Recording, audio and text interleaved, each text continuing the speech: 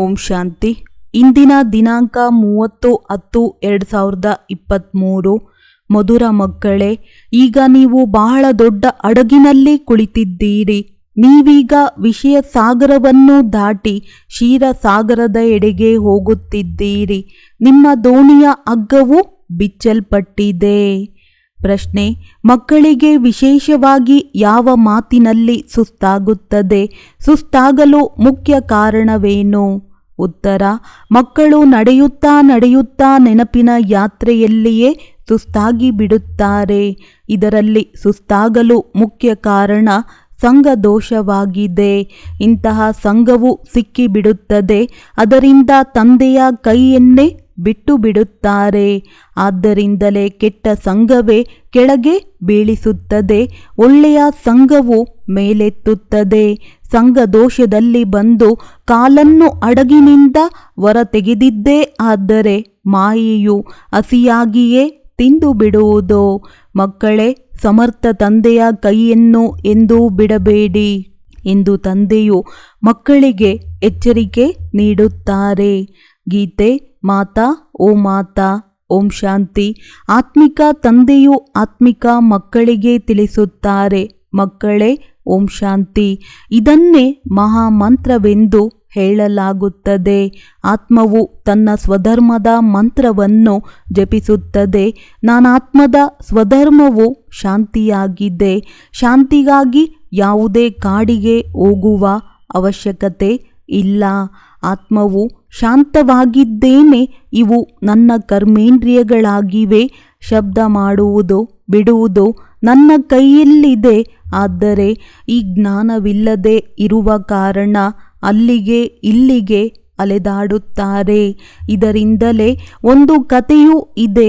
ರಾಣಿಯು ಹಾರವನ್ನು ಕೊರಳಿನಲ್ಲಿಯೇ ಇದ್ದುದನ್ನು ಮರೆತು ನನ್ನ ಹಾರವು ಕಳೆದು ಹೋಗಿದೆ ಎಂದು ಹೊರಗಡೆ ಹುಡುಕಾಡುತ್ತಿದ್ದಳು. ನಂತರ ಹಾರವಂತೂ ಕೊರಳಿನಲ್ಲಿಯೇ ಇದೆಯೆಂದು ಯಾರೋ ಹೇಳಿದರು. ಈ ಉದಾಹರಣೆಯನ್ನು ತಂದೆಯು ತಿಳಿಸುತ್ತಾರೆ. ಮನುಷ್ಯರು ಅಲ್ಲಿ ಇಲ್ಲಿ ಅಲೆದಾಡುತ್ತಾರಲ್ಲವೇ?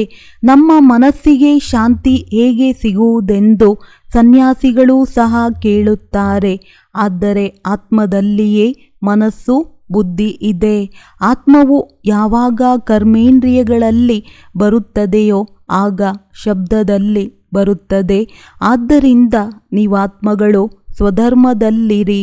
ನೀವು ಆತ್ಮಗಳು ತಮ್ಮ ಸ್ವಧರ್ಮದಲ್ಲಿರಿ. ಈ ದೇಹದ ಎಲ್ಲ ಧರ್ಮಗಳನ್ನು ಮರೆತು ಹೋಗಿ ಎಂದು ತಂದೆಯು ಪದೇ ಪದೇ ತಿಳಿಸುತ್ತಾರೆ. ಆದರೂ ಸಹ ನಮಗೆ ಶಾಂತಿಯಲ್ಲಿ ಕೂರಿಸಿ ಧ್ಯಾನ ಮಾಡಿಸಿ ಎಂದು ಕೆಲವರು ಹೇಳುತ್ತಾರೆ. ಈ ರೀತಿ ಹೇಳುವುದು ಸಹ ತಪ್ಪಾಗಿದೆ. ನನ್ನನ್ನು ಶಾಂತಿಯಲ್ಲಿ ಕೂರಿಸಿ ಎಂದು ಒಂದು ಆತ್ಮವು ಇನ್ನೊಂದು ಆತ್ಮಕ್ಕೆ ಹೇಳುತ್ತದೆ. ಅರೆ, ನಿಮ್ಮ ಸ್ವಧರ್ಮವು ಶಾಂತಿಯಲ್ಲವೇನೋ? ನೀವು ತಾವೇ ಕುಳಿತುಕೊಳ್ಳಲು ಸಾಧ್ಯವಲ್ಲವೇ?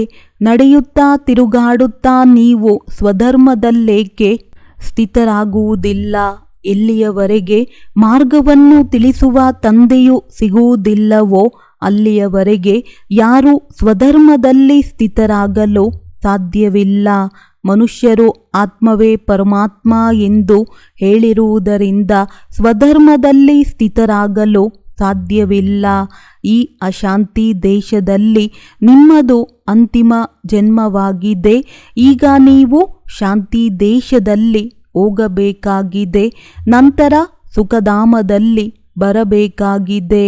ಇಲ್ಲಂತೂ ಮನೆಯಲ್ಲೂ ಅಶಾಂತಿ ಇದೆ. ಸತ್ಯಯುಗದಲ್ಲಿ ಮನೆಯಲ್ಲಿ ಬೆಳಕಿರುತ್ತದೆ ಅಂದಾಗ ಇಲ್ಲಿ ಅಂಧಕಾರವಿದೆ. ಪ್ರತಿಯೊಂದು ಮಾತಿನಲ್ಲಿ ಪೆಟ್ಟು ತಿನ್ನಬೇಕಾಗುತ್ತದೆ, ಅಂದರೆ ಮೋಸ ಹೋಗಬೇಕಾಗುತ್ತದೆ.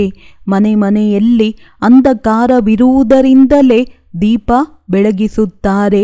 ಯಾವಾಗ ರಾವಣನು ಸಾಯುತ್ತಾನೆಯೋ ನಂತರ ದೀಪಾವಳಿಯನ್ನು ಆಚರಿಸುತ್ತಾರೆ. ಸತ್ಯಯುಗದಲ್ಲಂತೂ ರಾವಣನಿರುವುದಿಲ್ಲ. ಆದ್ದರಿಂದ ಸದಾ ದೀಪಾವಳಿಯೇ ಇರುತ್ತದೆ.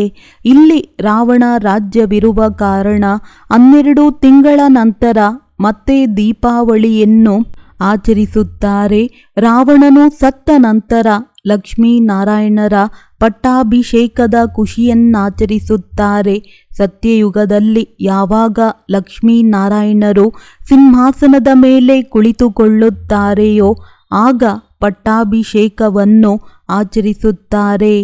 ನಿಮಗೆ ಗೊತ್ತಿದೆ, ಈಗ ರಾವಣ ರಾಜ್ಯವು ಮುಕ್ತಾಯವಾಗುವುದು.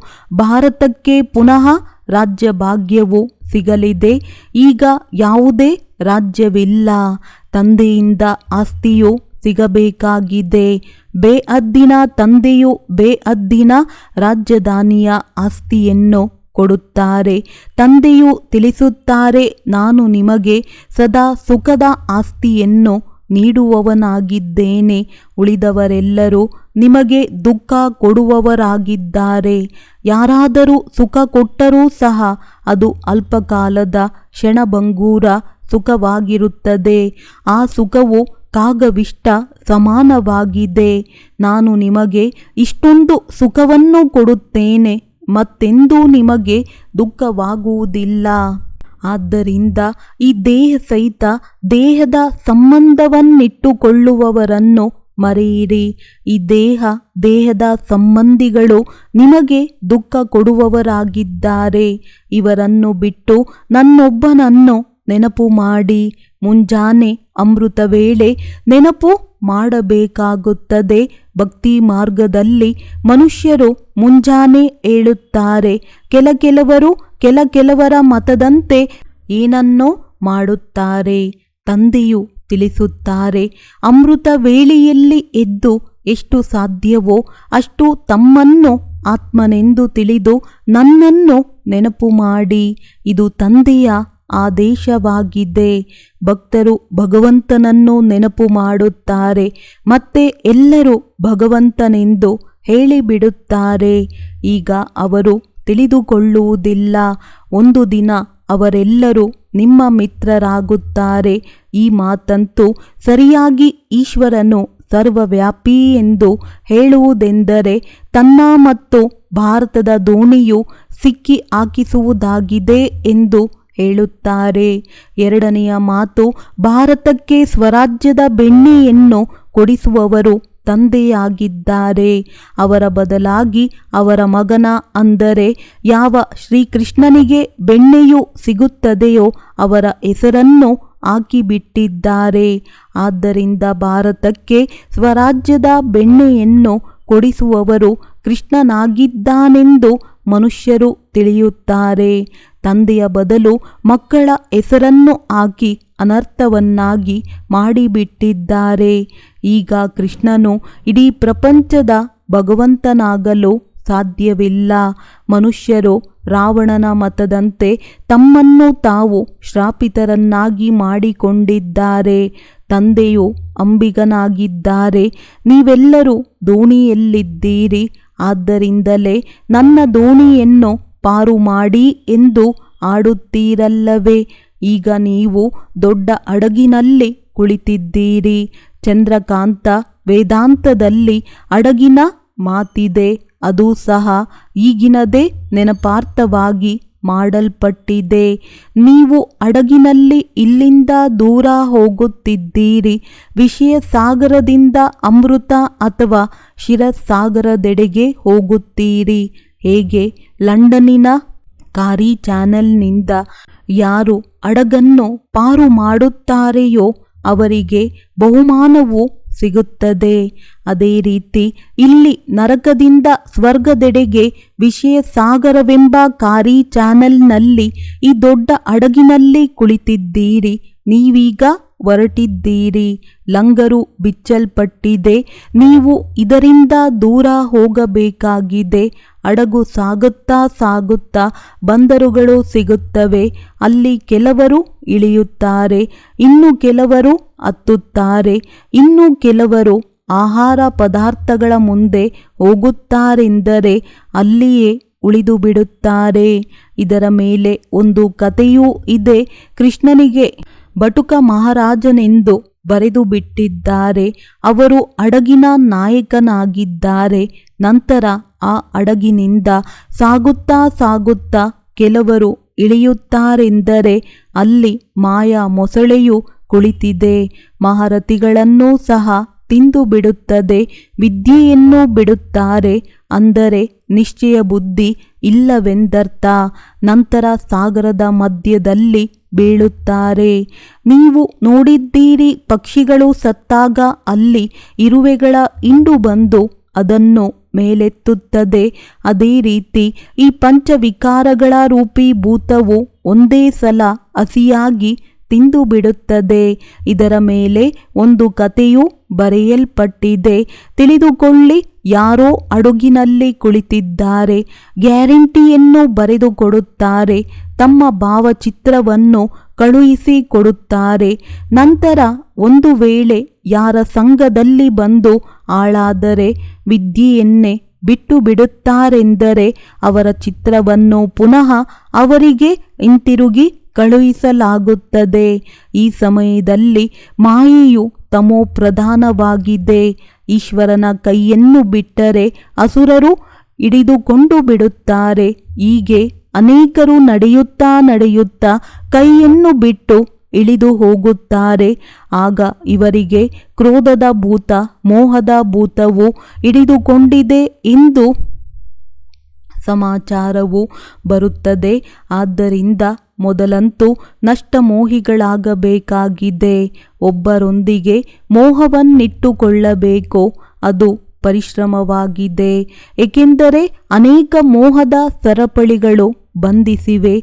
ಈಗ ಒಬ್ಬರೊಂದಿಗೆ ಬುದ್ಧಿಯೋಗವನ್ನಿಡಬೇಕಾಗಿದೆ. ಹೇಗೆ ಮನುಷ್ಯರು ಕುಳಿತು ಭಕ್ತಿ ಮಾಡುತ್ತಾರೆಂದರೆ ಬುದ್ಧಿಯು ವ್ಯಾಪಾರದ ಕಡೆಯೋ ಮನೆಯ ಕಡೆಯೋ ಹೋಗುತ್ತದೆ. ಹಾಗೆಯೇ ಇಲ್ಲಿ ನಿಮ್ಮದು ಇದೇ ರೀತಿಯಾಗುತ್ತದೆ. ಮಕ್ಕಳು ನಡೆಯುತ್ತಾ ನಿಮಗೆ ಮಕ್ಕಳು ನೆನಪಿಗೆ ಬಂದು ಬಿಡುತ್ತಾರೆ. ಇಲ್ಲವೆಂದರೆ ಪತಿ ನೆನಪಿಗೆ ಬಂದು ಬಿಡುತ್ತಾರೆ. ಆದ್ದರಿಂದ ಈ ಸರಪಳಿಗಳಿಂದ ಬುದ್ಧಿಯೋಗವನ್ನು ತೆಗೆದು ತಂದೆಯನ್ನು ನೆನಪು ಮಾಡಿ ಎಂದು ತಿಳಿಸುತ್ತಾರೆ. ಒಂದು ವೇಳೆ ಅಂತ್ಯದ ಸಮಯದಲ್ಲಿ ಮತ್ಯಾರ ನೆನಪಾದರೂ ಬಂದರೆ, ಹೇಗೆ ಅಂತ್ಯಕಾಲದಲ್ಲಿ ಯಾರು ಪತಿಯ ಸ್ಮರಣೆ ಮಾಡುತ್ತಾರೆ ಅವರನ್ನೇ ಸೇರಬೇಕಾಗುತ್ತದೆ. ಈ ರೀತಿ ಆಗುತ್ತದೆ. ಆದ್ದರಿಂದ ಅಂತ್ಯದಲ್ಲಿ ಶಿವತಂದೆಯೊಬ್ಬರ ವಿನಃ ಮತ್ಯಾರೂ ನೆನಪಿಗೆ ಬರಬಾರದು. ಇಂತಹ ಅಭ್ಯಾಸವನ್ನಿಟ್ಟುಕೊಳ್ಳಬೇಕು. ಮುಂಜಾನೆ ಎದ್ದು ತಂದೆಯನ್ನು ನೆನಪು ಮಾಡಿ, ಬಾಬಾ, ನಾವು ತಮ್ಮ ಬಳಿ ಬಂದಿದ್ದೇವೆ. ನಾವು ಅವಶ್ಯವಾಗಿ ಸ್ವರ್ಗದ ಮಾಲೀಕರಾಗುತ್ತೇವೆ. ತಂದೆ ಮತ್ತು ಆಸ್ತಿಯನ್ನು ನೆನಪು ಮಾಡಬೇಕಾಗಿದೆ. ಅಲಫ್ ಎಂದರೆ ಅಲ್ಲ, ಬೇ ಅಂದರೆ ಬಾದ್ಶಾಹ. ಆತ್ಮವು ಬಿಂದುವಾಗಿದೆ. ಇಲ್ಲಿ ಮನುಷ್ಯರು ತಿಲಕವನ್ನಿಡುತ್ತಾರೆಂದರೆ ಕೆಲವರು ಬಿಂದುವನ್ನಿಡುತ್ತಾರೆ, ಕೆಲವರು ಉದ್ದನೆಯ ನಾಮವನ್ನಿಡುತ್ತಾರೆ, ಇನ್ನು ಕೆಲವರು ಕಿರೀಟದ ತರಹ ಇಡುತ್ತಾರೆ, ಮತ್ತು ಕೆಲವರು ನಕ್ಷತ್ರದ ತರಹ ಇಡುತ್ತಾರೆ, ಇನ್ನು ಕೆಲವರು ವಜ್ರದ ಅರಳಿನ ತರಹ ಇಟ್ಟುಕೊಳ್ಳುತ್ತಾರೆ. ಆದ್ದರಿಂದ ತಂದೆಯು ತಿಳಿಸುತ್ತಾರೆ, ನೀವು ಆತ್ಮಗಳಾಗಿದ್ದೀರಿ. ಆತ್ಮವು ನಕ್ಷತ್ರ ಸಮಾನವಾಗಿದೆ. ಆ ನಕ್ಷತ್ರದಲ್ಲಿ ಇಡೀ ನಾಟಕದ ರೆಕಾರ್ಡ್ ತುಂಬಲ್ಪಟ್ಟಿದೆ. ಈಗ ತಂದೆಯು ಆದೇಶ ನೀಡುತ್ತಾರೆ, ನಿರಂತರ ನನ್ನನ್ನು ನೆನಪು ಮಾಡಿ ಮತ್ತು ಎಲ್ಲರಿಂದ ಬುದ್ಧಿಯೋಗವನ್ನು ತೆಗೆಯಿರಿ. ಈ ಲಕ್ಷ್ಯವನ್ನು ಮತ್ಯಾರೂ ಕೊಡಲು ಸಾಧ್ಯವಿಲ್ಲ. ತಂದೆಯೇ ಹೇಳುತ್ತಾರೆ, ನಿಮ್ಮ ತಲೆಯ ಮೇಲೆ ಜನ್ಮ ಜನ್ಮಾಂತರದ ಪಾಪವಿದೆ. ಅದು ನೆನಪಿಲ್ಲದೆ ಭಸ್ಮವಾಗುವುದಿಲ್ಲ. ಸದಾ ಆರೋಗ್ಯವಂತರಾಗಲು ತಂದೆಯನ್ನು ನೆನಪು ಮಾಡಬೇಕಾಗಿದೆ. ಏಕೆಂದರೆ ಅವರಿಂದಲೇ ಸದಾ ಆರೋಗ್ಯವಂತರು ಮತ್ತು ಐಶ್ವರ್ಯವಂತರಾಗುವ ಆಸ್ತಿಯು ಸಿಗುವುದು. ಆರೋಗ್ಯ ಐಶ್ವರ್ಯವಿದ್ದರೂ ಬಾಕಿ ಇನ್ನೇನು ಬೇಕು?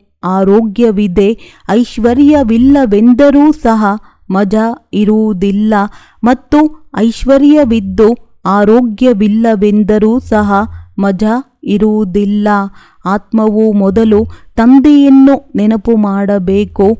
ಆಗಲೇ ವಿಕರ್ಮಗಳು ವಿನಾಶವಾಗುತ್ತವೆ ಮತ್ತು 21 ಜನ್ಮಗಳಿಗಾಗಿ ಆರೋಗ್ಯವು ಸಿಗುವುದು ಹಾಗೂ ಸ್ವದರ್ಶನ ಚಕ್ರಧಾರಿಗಳಾಗುತ್ತೀರೆಂದರೆ 21 ಜನ್ಮಗಳಿಗಾಗಿ ಐಶ್ವರ್ಯವು ಸಿಗುವುದು.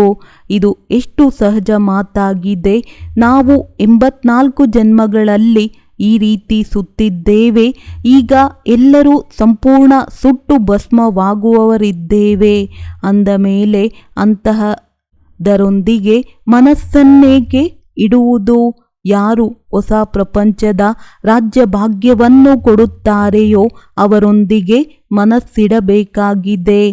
ತಂದೆಯು ಆತ್ಮಗಳೊಂದಿಗೆ ಮಾತನಾಡುತ್ತಾರೆ, ಮಕ್ಕಳೇ, ಈಗ ಈ ಶರೀರವನ್ನು ಮರೆತು ತನ್ನನ್ನು ಅಶರೀರಿ ಎಂದು ತಿಳಿದು ನನ್ನನ್ನು ನೆನಪು ಮಾಡಿ.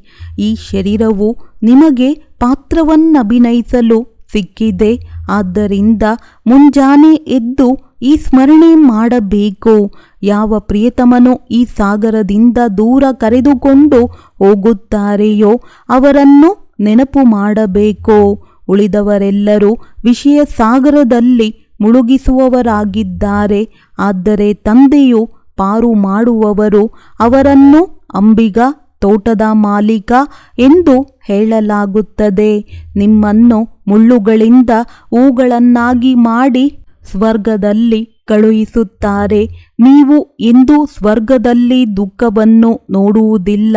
ಆದ್ದರಿಂದ ಅವರಿಗೆ ದುಃಖಹರ್ತ ಸುಖಕರ್ತ ಎಂದು ಹೇಳುತ್ತಾರೆ. ಹರ ಹರ ಮಹಾದೇವನೆಂದು ಹೇಳುತ್ತಾರಲ್ಲವೇ? ಶಿವನಿಗೆ ಹೇಳುತ್ತಾರೆ. ಇವರು ಬ್ರಹ್ಮ, ವಿಷ್ಣು, ಶಂಕರನಿಗೂ ತಂದೆಯಾಗಿದ್ದಾರೆ. ಅದೇ ತಂದೆಯು 21 ಜನ್ಮಗಳ ಸುಖದ ಆಸ್ತಿಯನ್ನು ಕೊಡುತ್ತಾ ಬಂದರು. ಅವರನ್ನು ನೆನಪು ಮಾಡಬೇಕಲ್ಲವೇ? ಇದರಲ್ಲಿ ಸಾಹಸ ಬೇಕು. ನೆನಪು ಮಾಡುತ್ತಾ ಮಾಡುತ್ತಾ ಸುಸ್ತಾಗುತ್ತಾರೆಂದರೆ ನಡೆಯುವುದನ್ನೇ ನಿಲ್ಲಿಸಿ ಬಿಡುತ್ತಾರೆ. ತಂದೆಯನ್ನೇ ಬಿಟ್ಟು ಬಿಡುವಂತಹ ಸಂಘವು ಸಿಕ್ಕಿಬಿಡುತ್ತದೆ. ಆದ್ದರಿಂದಲೇ ಕೆಟ್ಟ ಸಂಘವು ಬೀಳಿಸುತ್ತದೆ, ಒಳ್ಳೆಯ ಸಂಘವು ಮೇಲೆತ್ತುತ್ತದೆ ಎಂದು ಹೇಳಲಾಗುತ್ತದೆ.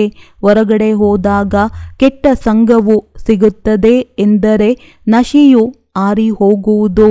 ಕೆಲವರು ಹೇಳುತ್ತಾರೆ, ಬ್ರಹ್ಮಕುಮಾರಿಯರ ಬಳಿಯಂತೂ ಜಾದುವಿದೆ, ಅಲ್ಲಿ ಹೋದರೆ ಜಾದು ಮಾಡಿಬಿಡುತ್ತಾರೆ, ಆದ್ದರಿಂದ ಅವರ ಬಳಿ ಹೋಗಬೇಡಿ ಎಂದು ಹೇಳುತ್ತಾರೆ.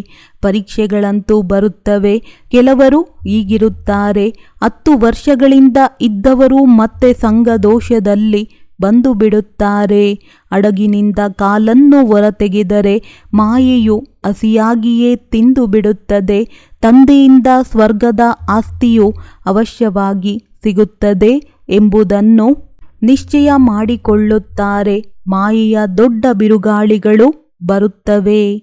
ಇದು ಯುದ್ಧದ ಮೈದಾನವಾಗಿದೆ. ಅರ್ಧಕಲ್ಪ ಮಾಯೆಯ ರಾಜ್ಯವು ನಡೆದಿದೆ. ಈಗ ಇದರ ಮೇಲೆ ವಿಜಯ ಗಳಿಸಬೇಕಾಗಿದೆ. ರಾವಣನನ್ನು ಸುಡುತ್ತಾರೆ. ನಂತರ ಒಂದು ದಿನ ಖುಷಿಯನ್ನು ಅನುಭವಿಸುತ್ತಾರೆ. ಇದೆಲ್ಲವೂ ನಕಲಿ ಸುಖವಾಗಿದೆ. ಅಸಲಿ ಸುಖವು ಸಿಗುತ್ತದೆ. ಆದರೆ ನರಕದ ಸುಖವು ಕಾಗವಿಷ್ಟ ಸಮಾನವಾಗಿದೆ. ಸ್ವರ್ಗದಲ್ಲಂತೂ ಸುಖವೇ ಸುಖವಿರುತ್ತದೆ. ನೀವು ಆ ಸುಖಧಾಮಕ್ಕೋಸ್ಕರ ಪುರುಷಾರ್ಥ ಮಾಡುತ್ತಿದ್ದೀರಿ. ಮಲ್ಲಯುದ್ಧದಲ್ಲಿ ಕೆಲವೊಮ್ಮೆ ಮಾಯೆಗೆ ಜಯ, ಇನ್ನು ಕೆಲವೊಮ್ಮೆ ಮಕ್ಕಳಿಗೆ ಜಯ ಸಿಗುತ್ತದೆ. ಈ ಯುದ್ಧವು ದಿನರಾತ್ರಿ ನಡೆಯುತ್ತದೆ. ಆದ್ದರಿಂದ ಶಕ್ತಿಶಾಲಿ ಉಸ್ತಾದ್ ಕೈಯನ್ನು ಪೂರ್ಣ ಹಿಡಿದುಕೊಳ್ಳಬೇಕಾಗಿದೆ. ಉಸ್ತಾದ್ ಸರ್ವಶಕ್ತಿವಂತ ಸಮರ್ಥನಾಗಿದ್ದಾರೆ. ಅಂಥವರ ಕೈಯನ್ನು ಬಿಡುತ್ತೀರೆಂದರೆ ಸರ್ವಶಕ್ತಿವಂತನೂ ಸಹ ಏನು ಮಾಡುವುದು? ಕೈಯನ್ನು ಬಿಟ್ಟರೆ ಅವರು ಹೋದರೆಂದರ್ಥ. ಈ ದೋಣಿಯ ಮಾತು ಶಾಸ್ತ್ರಗಳಲ್ಲಿಯೂ ಇದೆ.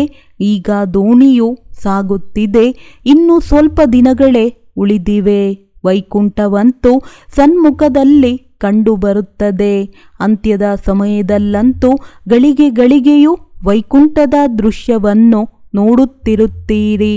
ಹೇಗೆ ಪ್ರಾರಂಭದಲ್ಲಿಯೂ ನೀವು ನೋಡುತ್ತಿದ್ದೀರಿ, ಹಾಗೆಯೇ ಅಂತ್ಯದಲ್ಲಿಯೂ ನಿಮಗೆ ಬಹಳ ಸಾಕ್ಷಾತ್ಕಾರವಾಗುವುದು.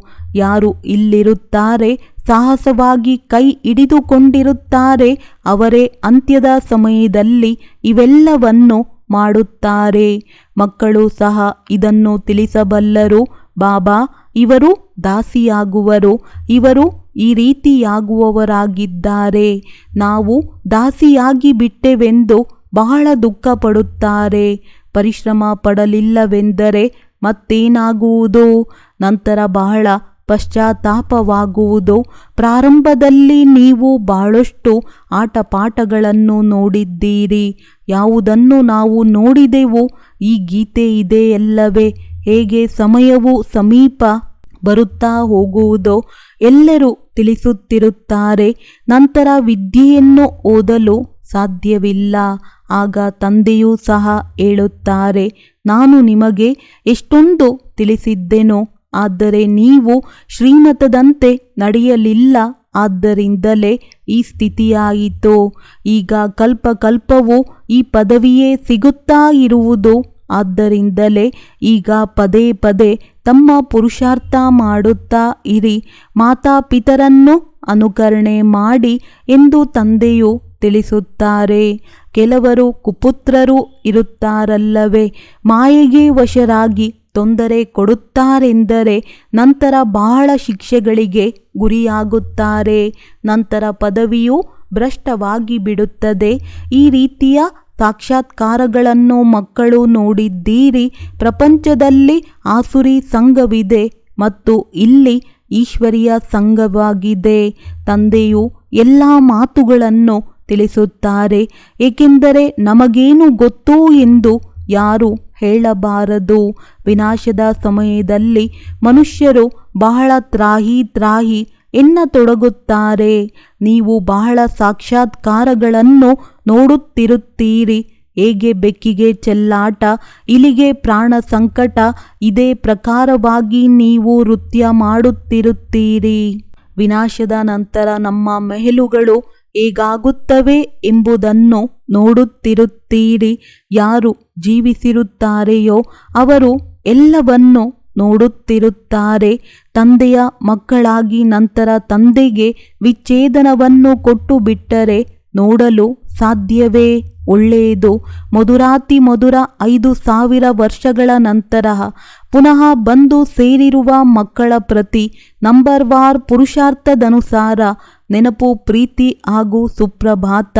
ಆತ್ಮಿಕ ಮಕ್ಕಳಿಗೆ ಆತ್ಮಿಕ ತಂದೆಯ ನಮಸ್ತೆ. ಧಾರಣೆಗಾಗಿ ಮುಖ್ಯ ಸಾರ: ಸಮರ್ಥ ತಂದೆಯ ಕೈಯನ್ನು ಹಿಡಿದುಕೊಂಡಿರಬೇಕು. ಒಬ್ಬ ತಂದೆಯೊಂದಿಗೆ ಮನಸ್ಸನ್ನಿಡಬೇಕು. ಬೆಳಗ್ಗೆ ಎದ್ದು ನೆನಪಿನಲ್ಲಿ ಕುಳಿತುಕೊಳ್ಳಬೇಕು. ಸಂಘ ದೋಷದಿಂದ ತಮ್ಮನ್ನು ಸಂಭಾಲನೆ ಮಾಡಿಕೊಳ್ಳಬೇಕಾಗಿದೆ. ಕೆಟ್ಟ ಸಂಘದಲ್ಲಿ ಬಂದು ವಿದ್ಯೆನೆಂದು ಬಿಡಬಾರದಾಗಿದೆ.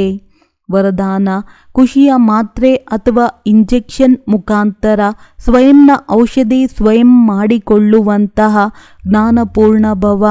ಬ್ರಾಹ್ಮಣ ಮಕ್ಕಳು ತಮ್ಮ ಕಾಯಿಲೆಗೆ ತಾವೇ ಔಷಧಿ ಮಾಡಿಕೊಳ್ಳಲು ಸಾಧ್ಯ. ಖುಷಿಯ ಟಾನಿಕ್ ಸೆಕೆಂಡ್ನಲ್ಲಿ ಕೆಲಸ ಮಾಡುವ ಔಷಧಿಯಾಗಿದೆ.